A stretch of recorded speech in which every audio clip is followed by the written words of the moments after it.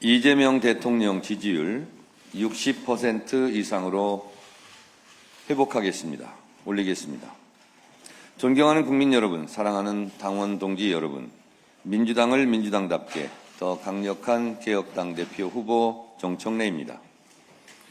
민주당은 개혁할 때 승리했고 개혁에 실패할 때 패배했습니다. 개혁은 민주당의 정체성이자 민주당의 깃발이자 상징입니다. 깃발이 찢어지지 않도록, 상징이 얼룩지지 않도록 개혁하고 또 개혁해야 합니다. 그래야 총선 대선에서 승리할 수 있습니다. 정청래는 이재명 대통령을 지키는 데에서 멈추지 않습니다. 이재명 정부를 든든하게 뒷받침해 이재명 대통령을 반드시 성공한 대통령으로 만들겠습니다. 정권 재창출로 이재명 정부의 성공을 완성하겠습니다. 이재명 대통령과의 의리, 당과의 의리는 정청래가 지킬 테니 당원들께서는 정청래를 지켜주십시오. 검찰개혁은 그저 그런 하나의 개혁이 아닙니다. 나머지 개혁도 과연 제대로 할 의지가 있는지, 똑바로 해낼 능력이 있는 것인지를 가늠하는 개혁의 상징이자 깃발입니다. 검찰개혁은 이재명 대통령의 공약이었습니다.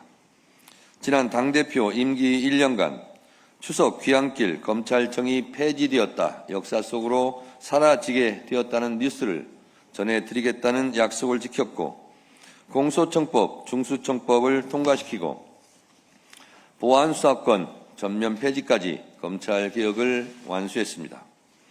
그러나 아직 검찰개혁은 끝나지 않았습니다. 수사권이 없어진 대검, 과학수사, 범죄정보, 부서 조직을 분리시켜야 합니다. 전권 송치 등 검찰개혁 후속조치 입법도 하루빨리 이루어져야 합니다. 전광석화처럼 해내겠습니다. 우리 앞에는 검찰, 언론, 사법, 경제, 민생 등 더 많은 개혁의 과제가 있습니다. 조희대 대법원장이 내란 관련 재판을 전원합의체로 회부해 최종 선고를 질질 끌려는 의심을 지울 수가 없습니다. 우리는 조희대 대법원장이 대선 때 이재명 대선 후보직을 박탈하려 했던 사법 폭거를 똑똑히 기억합니다. 또한 조희대 대법원장은 무려 6개월간 대법관 임명 절차를 지연시키고 있습니다. 법 개정으로 제2의 조희대, 제3의 조희대를 막아야 합니다. 현행법상 대법관 임명의 절차는 임명 기한을 명시하고 있지 않습니다. 전임 대법관 퇴임 14일 전까지 후임 대법관 임명 절차를 마치도록 법으로 명시해서 의무화해야 합니다. 법 개정안을 내겠습니다. 이 외에도 피해자 형사 절차 참여권, 사법기관 지방 이전 등 해야 할 사법개혁 과제가 많이 남아 있습니다. 방송법, 가짜뉴스 징벌적 손해배상을 통과시켰지만 동일 분량, 동일 지면에 정정보도를 의무화하는 언론중재 및 피해 구제 등에 관한 법률 등 언론개혁도 계속 진행되어야 합니다. 주가 누리기 방지법, 메가특구 특별법 등 민생 경제개혁 과제도 산적해 있습니다. 지금 더불어민주당에는 개혁 지도부가 필요합니다. 개혁의 바퀴를 지속적으로 돌릴 수 있는 일꾼을 뽑아야 합니다. 국민의 뜻을 실천할 수 있는 대표에게 힘을 실어주어야 합니다. 지금 이재명 대통령의 지지율이 하락하고 있습니다. 일 잘하는 대통령에 대한 국민의 기대는 꺾이지 않았습니다. 전통적 지지층의 마음이 식은 것이 문제입니다.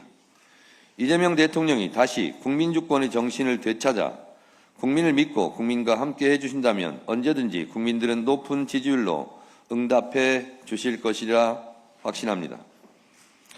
지금 대통령 지지율을 끌어올리려면 정청래가 필요합니다. 3대 더불어민주당 로드맵 10대 약속을 지키겠습니다. 대통령 지지율을 지금보다 10% 이상 올리겠습니다. 전통적 핵심 코어 지지층의 가슴에 다시 불을 당기겠습니다. 첫째, 사회개혁을 위한 민주개혁 세력 대통합을 이루겠습니다. 다시 핵심 지지층의 열정을 되살리겠습니다. 당 내부적으로는 사통 통합을 하고 범민주 진보 세력의 통합과 연대로 민주당을 더 키우고 대선 승리의 가능성을 더 높이겠습니다. 이를 기반으로 미완의 개혁을 완수하고 다음 총선에서 승리하겠습니다. 둘째, 당원들의 힘으로 더불어민주당의 개혁 정체성을 재건하겠습니다. 1인 1표제는 국민주권, 당원주권의 본령입니다. 1인 1표제를 흔들려는 어떠한 시도도 막아내겠습니다. 그동안 계파 정치가 외면했던 개혁과 민생을 되찾겠습니다. 셋째, 건강하고 효능감을 갖춘 당정 협력을 구축하겠습니다. 늘 그랬듯이 당정청 원팀 원보이스로 정부를 든든하게 뒷받침하겠습니다. 대한민국 국운이 걸린 3대 메가 프로젝트에 필요한 국회 입법과제를 속도감 있게 통과시키겠습니다. 당대표 출마 선언 때의 공약들도 하나하나 실천하겠다고 다시 한번 강조해서 말씀드립니다. 첫째, 이재명 정부 핵심 경제 정책인 A, B, C, D, E, F 정책을 전방위적으로 뒷받침하겠습니다. 대한민국 대도약 3대 메가 프로젝트는 대한민국의 희망이자 미래입니다. 기존 AI 강국위원회와 메가 프로젝트 성공을 위한 특별위원회를 강화하겠습니다. 메가 프로젝트 특별법을 신속하게 제정하겠습니다. 둘째, 한반도 평화정책을 뒷받침하겠습니다. 우리에게 평화는 곧 경제이고 평화가 흔들리면 경제도 나라도 흔들립니다. 평화를 통한 경제 번영, 남북의 공존 공생을 위해 국민 주권 외교, 한반도 평화의 길에 최선을 다하고 있는 이재명 정부에게 힘을 보태겠습니다. 당내 한반도 평화 신전략위원회 역동적인 활동을 통해 단절된 남북 간 소통이 재개되도록 최선을 다하겠습니다. 셋째, 총선 공천개혁을 하겠습니다. 특별히 호남은 호남 민심과 동행하는 혁신 공천을 하겠습니다. 신진 인사들의 등용문을 넓히겠습니다. 총선 인재 영입은 외부 인사 50%, 내부 발탁 인사 50%로 하겠습니다. 남녀 비율도 5대5로 하겠다고 이미 말씀을 드렸습니다. 2030 세대를 대표하는 비례대표 국회의원은 남녀 1명씩 평당원 지명직 최고위원을 뽑았던 방법을 준용해 선발하고 당선 확실권에 배치하겠다고 다시 한번 약속드립니다. 연동형 비례대표제는 유지하겠습니다. 지명직 최고위원은 전략지역에 배정하고 한 명은 평당원 청년 중에서 선출한 후 당선자를 지명하겠습니다. 넷째, 당원들의 알 권리를 강화하겠습니다. 의원총회를 실시간 생중계해 어떤 국회의원이 어떤 생각을 하는지, 무슨 말을 하는지 당원이 알게 하겠습니다.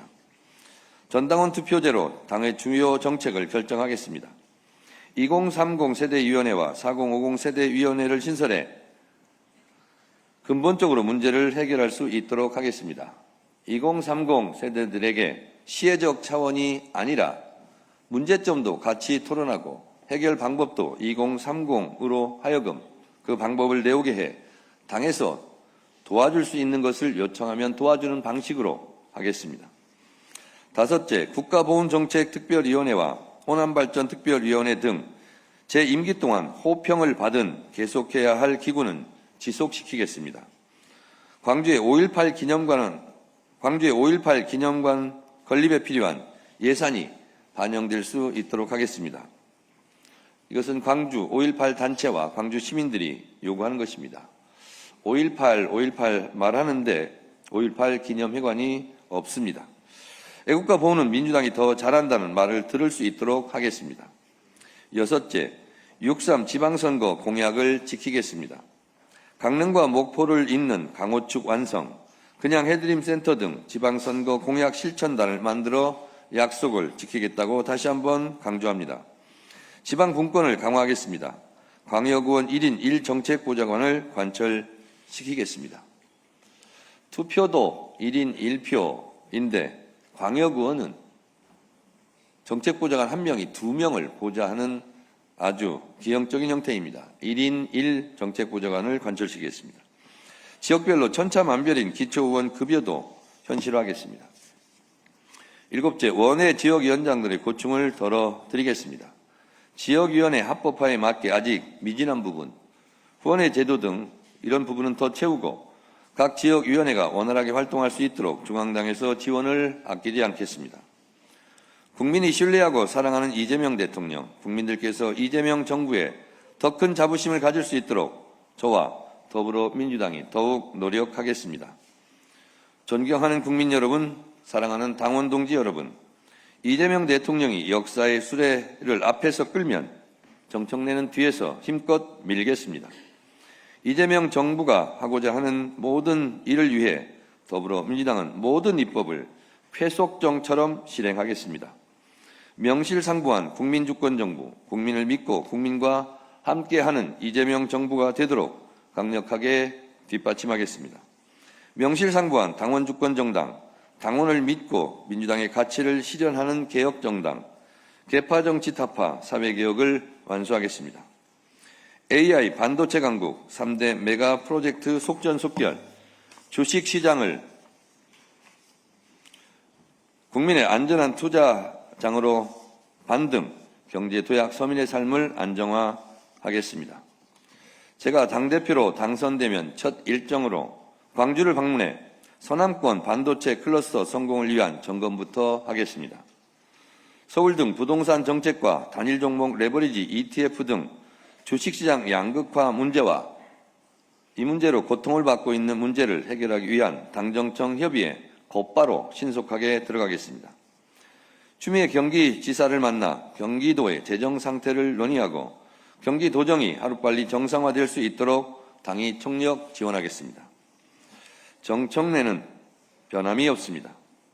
국민과 당원에게 솔직합니다. 국민과 당원에게 정직합니다. 국민과 당원에게 충직합니다. 저는 한 번도 탈당과 배신을 한 적이 없습니다. 선당 후사의 아이콘으로 컷오프 공천 탈락했어도 총선 승리의 재물이 되겠다고 지원 유세까지 다녔습니다. 정청래가 의리 하나만큼은 의리의리합니다. 감사합니다. 네. 명부 유출 관련해가지고 신고 초반에 신고하셨다 그런 얘기 공지방에 올라오긴 했었는데요. 또 밝히신 경위랑 또 어떤 거 얘기하나요? 불법 선거운동했다는 얘기. 아, 전화방 의혹이요? 네. 아, 예. 저도 나중에 얘기를 들었는데요. 뭐 이러저런 공방이 있습니다만 그것은 앞으로 클리어하게 정리가 됐으면 좋겠고, 한 가지 자발적 자원 봉사자의 봉사활동이라고 그러는데, 그러면 전화를 한 당원 명부가 있을 거 아닙니까? 그것도 본인이 가지고 왔나요? 아니면 누구한테 받았나요? 이 부분에 대해서 저는 좀 궁금합니다. 네. KBS 의원입니다. 네. 오늘 아침에 홍영기 후보께서는 라디오에서 10% 정도 대통령 지지율이 떨어진 게 중간층이 떨어져서 나간 거다. 코어 지지하고 상관없다. 부동산 문제다라고 말씀하셨는데 여기에 대해서 어떻게 생각하십니까? 저는 그렇게 생각하지 않습니다. 지금 여론조사 로 데이터를 보면 전통적 핵심 코어 지지층, 다시 말해서 대통령 국정 운영에 대해서 매우 잘한다 하는 핵심 콘크리트 지지층이 많이 이완돼 있습니다. 실제로 6.3 지방선거 이후에 이런 경향성을 계속 보여왔고 계속 그 추세대로 지지율이 좀 하락하고 있는데, 정청래가 전통적 지지층 핵심 코어층의 지지를 받고 있다고 저는 생각합니다. 그래서 저의 당선이 곧바로 대통령 지지율 상승으로 이어질 것이라고 보고, 제가 당선되는 즉시 5% 정도는 오르고, 그리고 제가 당대표를 수행하면서 제가 봤을 때는 빠른 시간 안에 10% 정도는 오르지 않을까, 그렇게 예측하고 있습니다. 네. 연합뉴스 최주 성기사인데요. 송영길 후보가 국정과제 1호 질문하신 거에 대해서 궁금해 좀 이어가고 계시는데 좀 이해에 대한 입장이 있으신지 궁금하고, 호남 당원 관련해서 호남 당원 민심 얻기 위한 전략. TV 토론을 하다 보면 뭐 좀 메모한 것도 많고 뭐 봐야 될 것도 많고 생각할 것도 많고 그래서 저는 당에서 제가 재임 기간 1년 동안 제일 우선시했던 내란 청산 이것도 국정 과제이고 국정 과제에 도움이 되기 때문에 그 부분을 제가 말씀드린 겁니다. 그리고 어제부터 호남 그리고 오늘 서울 경기 권리당원 투표가 들어갔는데요. 많은 기자분들이 어떻게 될 것 같냐 이렇게 예상 질문을 많이 하시는데 저는 계산하지 않습니다. 그리고 계산대로 되지도 않습니다. 다만 제가 만난 민심은 밑바닥 민심은 예전 그대로다. 그리고 지금 특히 광주에 가보시면 호남에 가보시면 전국에서 정청래 당선을 염원하는 분들이 어제 저 차 타고 가다 로터리 사거리에서 네 분이 서 있는 걸 만나고 제가 뛰어가서 만났는데 왜 이러고 계시냐 그랬더니 6일째 10시간씩 그렇게 허리가 끊어지도록 노무현 정신으로 정청래를 지켜주십시오 하는 팻말을 들고 선거운동을 하고 있었습니다. 정말 눈물겨운 광경이었습니다. 그런 생각을 했습니다. 아니, 정청래가 뭐라고 이렇게까지 하시나 그런 생각이 들었는데 그분들의 생각은 정청래 개인의 문제가 아니라 당과 이재명 정부 성공을 위한 공익가치의 실현인 것으로 그분들은 생각하고 있었습니다. 저도 모르는 사이에 제가 좀 공공재가 된 듯한 그런 느낌이었습니다. 눈물겹습니다. CBS 김상훈 기자인데요. 김민석 후보가 내년에 치러질 수도 있는 서울시장 재보선이랑 강릉 재보선 결과를 두고 재심을 묻겠다고 했었잖아요. 후보님도 같은 생각이신지. 제가 뭐 그분들 따라갈 필요는 없죠. 그런데 송영길 후보와 김민석 후보의 둘만의 공통점이 여러 가지 있는데 그 중에 하나가 둘 다 서울시장에 나가서 패했다는 사실입니다. 본인이 직접 나간 선거도 패한 분들인데요. 얼마나 이기고 싶었겠습니까? 서울시장 선거와 강릉 국회의원 재보궐선거는 제가 승리로 반드시 이끌겠습니다. 오늘 많은 말씀하셨는데 어디시죠? 오마이뉴스 이성희라고 합니다. 오늘 그 기자회견 갑자기 하신 이유가 약간 좀 당원분들께 좀 지지를 호소하기 위한 건지 좀 여쭤보고 싶고요. 두 번째는 만약에 당대표가 되시면 오늘 이제 김 후보가 유튜브 나와서 당대표가 되면 이제 정 후보에게 어떤 롤을 맡길지는 그런 얘기 하셨는데 혹시 상대 후보에게 뭐 역할을 생각하신 게 있으신지 궁금합니다. 오마이뉴스 노조에서도 또 여러 가지 문제를 제기하고 있던데요.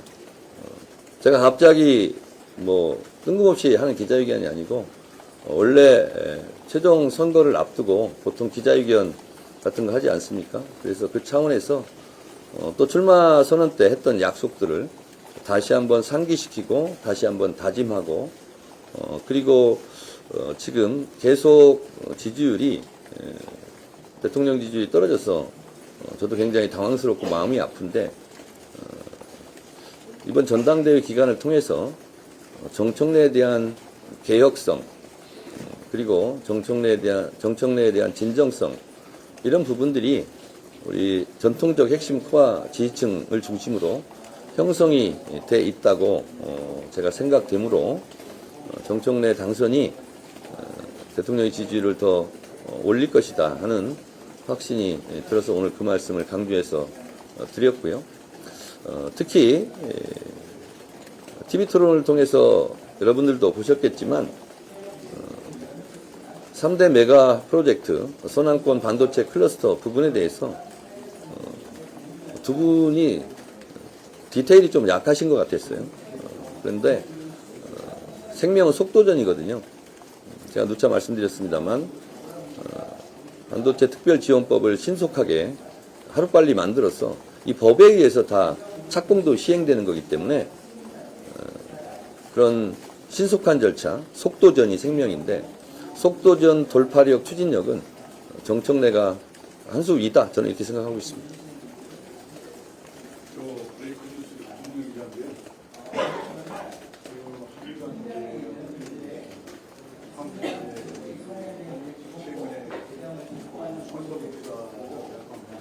잘 안 들립니다. 이제 다른 소리 때문에.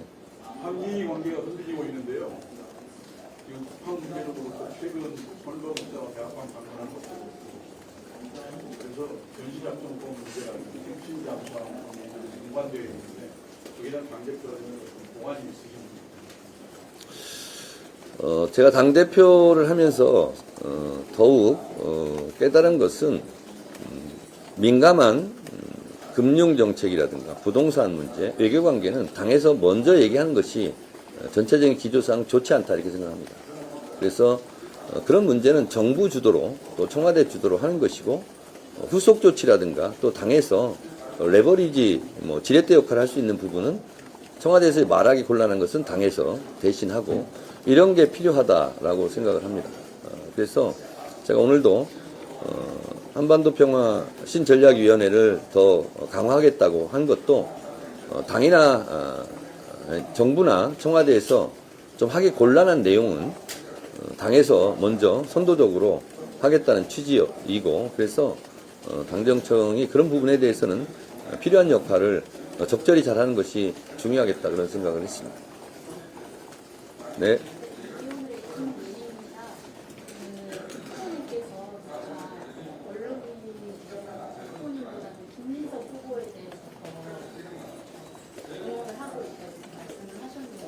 네. 네. 알겠습니다. 네. 저는 조선 때부터 지금까지 조선일보하고는 인터뷰를 하지 않았습니다. 왜냐하면 언론이라고 생각 안 하기 때문에 그렇습니다. 그리고 지금까지 언론으로부터 잘한 일도 잘했다는 얘기를 못 들었고, 그리고 못했다는 얘기만 많이 듣고 있습니다. 그런데 지금까지 그래도 정치를 잘 해오고 있고 당대표까지 지냈습니다. 지금 여러분도 스스로 느끼지 않습니까? 거의 모든 언론이 김민석을 응원하고 있지 않습니까? 그리고 거의 모든 방송 패널도 정청래를 두들겨 패고 실질적으로 상대방의 선거운동을 하고 있다고 저는 생각합니다. 그러나 그런 일이 어제 오늘의 일도 아니고 한 20년 동안 했기 때문에 제가 맷집도 생겼고 굳은 살도 많이 바뀌었습니다. 괜찮습니다. 당원들 보고 제가 전당대회를 하고 있지 언론을 보고 하고 있지는 않습니다. 최근에 연설에서 MITV 취재진 화면을 물리적으로 보좌진이 막는 일이 있었는데 거기에 대해서 혹시 자업자득이라고 생각합니다. 저도 별로 인터뷰하고 싶지 않습니다. 오마이뉴스하고. 네. 한국경제 이시은이라고 오늘 아까 나온 질문의 연장이 혹시 호남기 수도권 선거 아니에요? 수도권 당원 표심 잡기 위해서 좀 생각하시는 타겟되는 전략이 궁금하고 그다음에 아침에도 김후보가 정의기후 선거에 관련한 발언을 계속 정 후보님 아까 제기하신 배신론을 반박하고 있는데 그거에 대한 입장 표심을 확보하는데 선거운동하는데 왕도는 없습니다. 그저 절실하게 간절하게 제가 돼야 되는 이유를 당원들께 끊임없이 설명드리는 방법 말고 뭐가 있겠습니까? 그리고 불교 문제는요. 그런 문제를 제기할수록 저는 고맙습니다. 지금 문화재 관람료 문제를 제가 결국은 해결했지 않습니까? 그래서 불교계 스님들이 저를 다 좋아하십니다. 그래서 제가 농담으로 지금까지 불교계에서 가장 사랑을 받던 국민의힘 주호영 의원한테도 불교 행사 가면 내가 주호영 의원보다 박수를 더 받지 않느냐. 이제 주호영 시대가 아니라 정청래 시대가 왔다. 이렇게 얘기할 정도로 불교계와는 매우 돈독하기 때문에 그 문제를 계속 제기해 주시면 저한테 도움되는 일이라 감사합니다. 네, 몇 개 더 있습니다. 네. 네, 저 서울신문 한지은인데요. 매각특보의 주 52시간 예외 적용 두고 정부에서도 좀 입장이 갈리는 것 같은데 당대표 되시면 좀 어떤 식으로 정리하실지 궁금합니다. 아주 좋은 질문입니다. 우리는 김대중 대통령실의 지식정보화 사회 때 인터넷 혁명을 했습니다. 그리고 인터넷 강국이 되었습니다. 그리고 20, 30년 동안 인터넷 강국으로 국가를 발전시킬 수 있었고 국부를 창출할 수 있었습니다. 근데 인터넷 혁명보다 10배, 100배 변화 속도가 크고 영향력이 큰 문명사적 대전환인 AI 혁명 시대를 우리가 맞이하고 있습니다. 이런 시대에 윤석열 같은 대통령이 아니라 똑똑하고 컨텐츠가 있는 통찰력이 있는 이재명 대통령이 대한민국 대통령이라는 것이 너무나 다행이고 대한민국으로서는 천복, 만복을 받았다라고 생각합니다. 거시경제 지표를 말씀드리자면 삼성전자가 4, 5, 6, 2, 4분기 때 영업이익이 107조 원입니다. 근데 지난해까지 삼성전자가 얻은 영업이익이 합해서 290조라고 합니다. 올해 삼성전자 영업이익이 300조 이상이라고 합니다. SK는 200조 이상 영업이익을 올릴 것으로 예상하고 있습니다. AI 혁명 시대는 반도체 수요가 폭증합니다. 그리고 반도체 값이 7배나 올랐습니다. 그래서 반도체 값이 더 오르는 것이 반도체 공급망, 반도체 생태계를 어지럽힐 수 있다고 걱정하는 최태원 회장의 발언도 있었습니다. 값이 오르면 기업이 무조건 좋은 것이 아니라는 상황까지 온 것이죠. 그런데 이 AI 시대의 반도체 수요 폭증에 걸맞게 이거를 우리가 반도체를 만들어서 공급할 수 있는 가장 강력한 반도체 국가가 대한민국입니다. 얼마나 다행입니까? 그래서 반도체 수요에 공급을 맞출 수 없는 상황입니다. 제가 알고 있기로 약 4분의 1 정도만 반도체 공급을 할 수밖에 없는 상황이기 때문에 광주에 200조짜리 반도체 공장을 4개를 신속하게 지어야 되겠다고 결정을 한 것입니다. 이재명 대통령 임기 안에 광주에서 출시한 반도체 상품이 전 세계에 팔리는 것을 하려면 속도감 있게 이 반도체 공장을 빨리 완성을 해야 됩니다. 그리고 시간 관계 상태가 다 제반 인프라, 물, 전기, 국가 산단 지정, 그리고 여러 가지 범부처 7개 정부에서 같이 하는 이런 시행은 제가 예전에 했던 발언을 참고해 주시고요. 그렇게 되면 실제로 우리가 올해 같은 경우도 추가 세수가 60조가 예상되고 내년 같은 경우는 100조 이상, 그리고 내후년부터는 200조가 될지 300조가 될지 모르는 예측이 좀 가능하지 않은 상황이라고 합니다. 내년에 국가 예산이 800조 정도 편성될 텐데 세금은 900조가 거친다는 거죠. 쉽게 말하면. 그럼 100조가 남습니다. 이렇게 앞으로는 남는 재원을 어떻게 쓸 것인가, 이것이 국가적인 큰 이슈고 논쟁이 될 것입니다. 그래서 미리 이재명 대통령께서는 이 남는 재원을 4가지 분야로 쓰자. 미래 대응기입니다. 미청지교, 미래, 청년, 지방, 교육 분야에 남는 재원을 쓰자라고 하는 마당입니다. 주 52시간이 모자라서 시간을 연장해야 된다면 그렇게 할 것이 아니라, 노동시간을 연장할 것이 아니라 사람을 늘리면 됩니다. 더 고용하면 되겠죠. 재원도 이렇게 많이 남는데. 그래서 주 52시간은 준수해야 할 것이다. 준수해야 된다고 생각하고, 사람이 부족하면 일자리를 늘리는 차원에서라도 사람을 더 고용하는 것이 좋지 않을까. 그런 정책으로 가야 되겠다라고 생각합니다. 아주 좋은 질문이었습니다. 네. 네.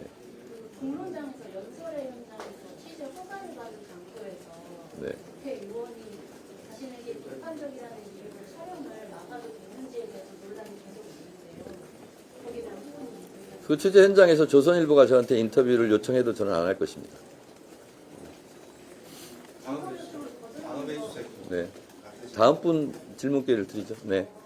YTN 방송을 보고 약간 아까 말씀하신 것 중에 제가 명확하게 이해가 안 되는 네. 헷갈리는 부분이 있어서, 아까 전통적 지지층의 마음을 시키는 게 문제다. 네. 그리고 이재명 대통령이 다시 국민주권 정신을 되찾아서 국민을 믿고 국민과 함께 해주신다면 국민들이 높은 지지율로 응답해 주실 것이다. 네. 라고 말씀해 주셨는데, 이게 지금 그러면 말씀해 주신 취지가 이재명 대통령께서 국민주권의 정신을 잃고 계시다는 취지로 말씀하시는 건가요? 그렇게 해석하시면 곤란하고요. 이재명 대통령께서 나라의 주인이 국민이다. 국민 주권 시대를 열지 않았습니까? 그리고 제가 당대표를 하면서 국민 주권 시대에 걸맞는 당원 주권 시대를 열겠다. 그리고 당원 주권 정당 1인 1표 시대를 만들지 않았습니까? 그 원론 그대로입니다. 예, 그냥 그렇게 우리가 지금까지 어떻게 보면 구호처럼 한 것을 다시 한번 상기시키는 차원입니다. 이재명 대통령께서 국민 주권 정부 안 한다고 한 적이 있습니까? 그건 아니고요. 그래서 원론적인 차원의 그런 것을 다시 한번 강조한 것입니다. 네. 김민석 후보가 이제 이혁수 의원 텔레그램 상대 자기 아니라고 부인을 했는데 혹시 이거에 대해서는 어떻게 보시는지? 그 논란이 계속되고 있는데요. 뉴시스에서 그냥 공개했으면 좋겠어요. 왜 이걸 안 하는지 모르겠어요.